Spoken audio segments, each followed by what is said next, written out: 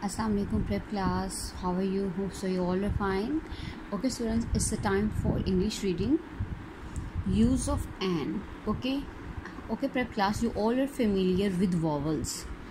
What are the vowels? A. Okay, let me take pencil. Vowels a, e, o and a.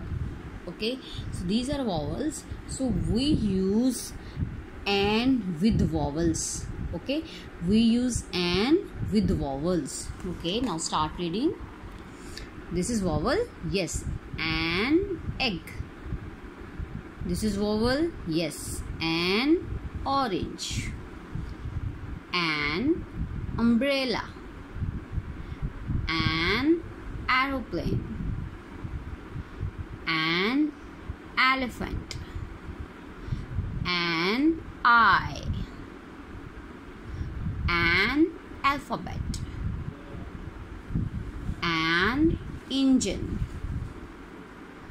An ice cream. An ink pot. Okay, all the starting sounds are vowels, so that's why we have used an. Okay, do the reading and send the video to me.